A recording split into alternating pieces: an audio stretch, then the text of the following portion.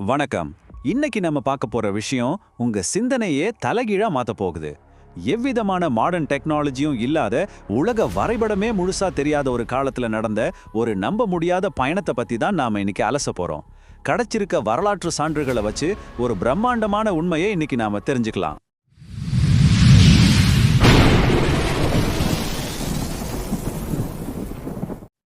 சரி, இப்போ விஷயத்துக்கு வருவோம். பண்டைய தமிழர்கள் எகிப்து வரைக்கும் போயிருக்காங்கன்னு சொன்னா உங்களால நம்ப முடியுதா? கொஞ்சம் யோசிச்சு பாருங்க. ஒரு பக்கம் நம்ம தென்னிந்தியா, இன்னொரு பக்கம் பிரம்மாண்டமான பிரமிடுகள் இருக்கிற இந்த பாலைவன தேசமான எகிப்து. இந்த ரெண்டுக்கும் நடுவுல ஆயிரக்கணக்கான கிலோமீட்டர் தூரத்துக்கு ஒரு கடல் பயணம் நடந்திருக்குமா? கன்ஃபார்மா நடந்திருக்கு. இது வெறும் கட்டுக்கதை இல்ல, 100% நிஜம். நாம இப்போ எவ்வளோ தூரம் பின்னோக்கி போக போறோம் தெரியுமா? 100-200 வருஷங்கள் கிடையாது, சரியா 2000 வருஷங்கள். ஆமாங்க, 2000 வருஷம்.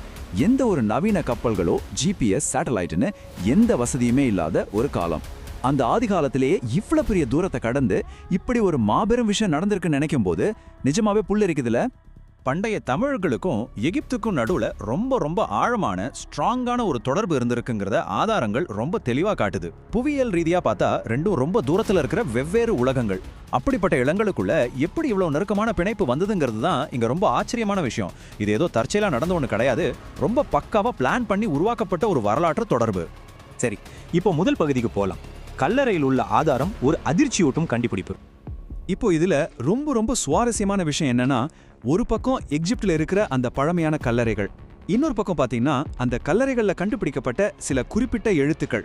இந்த எழுத்துக்கள் அப்படியே ஆச்சரியப்படும்படியா நம்ம பண்டைய தமிழ் பெயர்களை போலவே இருக்கு. குறிப்பா சொல்லணும்னா சாத்தன், கண்ணன், இந்த மாதிரி தமிழ் பெயர்களோட சுவடுகள் அங்க இருக்கு. கொஞ்சம் யோசிங்க, எகிப்திய கல்லறைகளுக்குள்ள நம்ம தமிழ் பெயர்கள் எப்படி வந்திருக்கும்? வரலாற்று ஆய்வாளர்களே மிரள வச்ச ஒரு மாபெரும் கண்டுபிடிப்பு இது. அடுத்ததா நம்ம பார்க்க போற பகுதி அந்த எதிர்பாராத திருப்பம், அதாவது பண்டைய கடல் வழி வார்த்தகம். இதற்கு பின்னாடி எந்த மேஜிக்கும் கிடையாது, பக்கா லாஜிக் இருக்கு. அவங்களோட பயணப்பாதையை கொஞ்சம் கவனிச்சு பாருங்க. முதல்ல நம்ம பண்டைய தமிழ்நாடு, இங்க இருந்து தான் அவங்க பயணத்தை ஸ்டார்ட் பண்றாங்க. ரெண்டாவதா ரொம்பவே சவாலான அந்த பெருங்கடல் வர்த்தக பாதைகளை செம்ம துணிச்சலா கடந்து போறாங்க. அப்புறம் மூணாவதா எகிப்து தேசத்தை வெற்றிகரமா போய் சேர்றாங்க. முன்னாடியே சொன்ன மாதிரி அவங்க எந்த மாய வித்தையோ மேஜிக்கும் பண்ணல, ரொம்ப அட்வான்ஸ்டான கடல் வழி பாதைகளை ரொம்பவே நேர்த்தியா பயன்படுத்தியிருக்காங்க. அதுதான் இதோட உண்மையான ரகசியம். இதிலிருந்து நமக்கு என்ன தெரியுதுன்னா, அந்த ஆடி காலத்திலேயே தமிழர்கள் ரொம்ப சிறப்பா இன்டர்நேஷனல் பிசினஸ் பண்ணிருக்காங்க. வெளிநாட்டு வர்த்தகம் இதுதான் அவங்க கடல் கடந்த பல நாடுகளுக்கு போனதுக்கு ஒரு மிகப்பெரிய காரணமா இருந்திருக்கு. தன்னோட சொந்த நிலத்தோட எல்லைகளை தாண்டி உலகளாவிய ஒரு பிசினஸ் நெட்வொர்க் அவங்க அந்த காலத்திலேயே பக்காவா செட் பண்ணிருக்காங்க. நினைச்சாலே கெத்தா இருக்கல்ல.